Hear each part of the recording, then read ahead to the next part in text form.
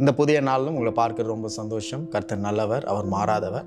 அவருடைய வார்த்தை ஒரு நாளும் மாறாது. வானமும் பூமியும் ஒழிந்து போனாலும் அழிந்து போனாலும் தேவனுடைய வார்த்தை அழியாது. அந்த அழியாத வார்த்தையினால் உங்களையும் என்னையும் தேவன் வழி நடத்தி கொண்டே இருக்கிறார். இன்றைக்கும் இந்த நாளிலும் தேவனுடைய வார்த்தையை கொண்டு நம்மை நடத்தி செல்வார். யோவான் 14ஆம் அதிகாரம் 16ஆம் வசனத்தில் இப்படி படிக்கிறோம். நான் பிதாவை வேண்டிக் கொள்வேன், அப்பொழுது என்றென்றைக்கும் உங்களுடனே கூட இருக்கும்படிக்கு சத்திய ஆவியாகிய வேறொரு தேற்றவாளனை அவர் உங்களுக்கு தந்தருளுவார். இன்றைக்கு இந்த வார்த்தை, இந்த வசனம் தனிமையாக உணர்கிற உங்களுக்காக ஆண்டவர் சொல்கிறார். தனிமையாக பல பேர் உணர்ந்து கொண்டிருக்கீங்க. அப்படிப்பட்டவர்களுக்கு இந்த வார்த்தையை ஆண்டவர் சொல்கிறார். இயேசு உங்களை தனியாக விட்டுவிடவில்லை. இயேசு தம்முடைய சீஷர்களை தனியாக விட்டுவிடவில்லை. அவர்களுக்காக பிதாவிடத்தில் ஜெபம் பண்ணுகிறார், வேண்டிக் கொள்கிறார். இயேசு பரலோகம் சென்ற பிறகு சீஷர்களோட தங்கி இருக்கும்படிக்கு, அவருடைய வாழ்நாள் எல்லாம் என்றென்றும் அவர் கூடவே இருக்கும்படிக்கு ஒரு தேற்றரவாளனை, ஒரு உதவியாளரை தேவன் அனுப்பினார். அவர்தான் பரிசுத்த ஆவியானவர். அவர் என்றென்றும் கூடவே இருக்கிறவர், உங்களோடு கூடவே இருக்கிறார். யார் உங்களை சுற்றி இல்லைனாலும் தேவன் உங்களோடு கூட இருக்கிறார். பரிசுத்த ஆவியானவர் உங்களோடு கூட இருக்கிறார்.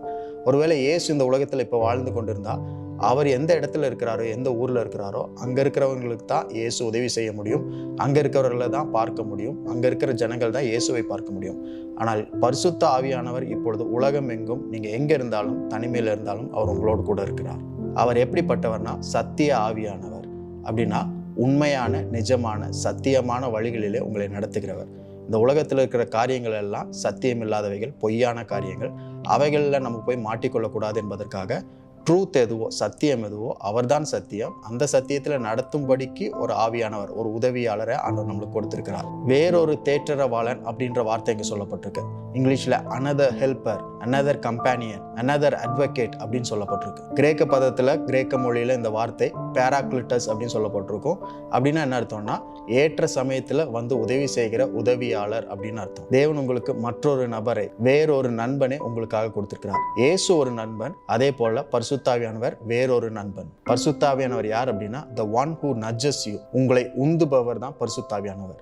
உங்களை ஏவுகிறவர், உங்களை தொடுபவர், உங்களிடத்துல பேசுகிறவர், அவர்தான் பரிசுத்தாவியானவர்.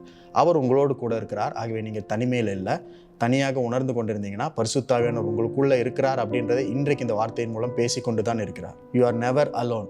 நீங்கள் எதை செய்ய வேண்டுமோ அதை செய்யும்படிக்கு உங்களை உந்துகிற ஒரு ஆவியானவர், உதவியாளர், ஒரு வழக்கறிஞர் உங்களுக்காக கொடுக்கப்பட்டிருக்கிறார். உங்களுக்குள்ளதான் அவர் இருக்கிறார்.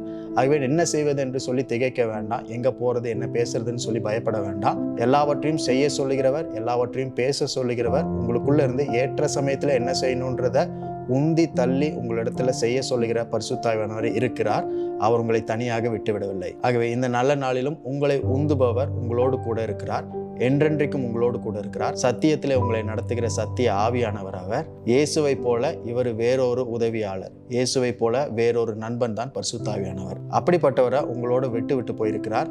உங்களை தனியாக விட்டு விடவில்லை, பரிசுத்தாவியானவரோடு விட்டு விட்டிருக்கிறார். இன்றைக்கும் இந்த நாளிலும் தேவனுடைய வார்த்தையை படிங்கள். உங்களுக்குள்ள இருக்கிற ஆவியானவர் நீங்கள் என்ன செய்ய வேண்டும் என்பதை உங்களுக்கு உந்தி, உங்களிடத்துல பேசி உங்களை தள்ளுவார், உங்களை அசைப்பார். பரிசுத்தாவியானவருடைய பலத்தை கொண்டு, உதவியை கொண்டு எல்லாவற்றையும் செய்வதற்கு இன்றைக்கு இந்த நல்ல நாள் ஆண்டவர் கொடுத்திருக்கிறார்.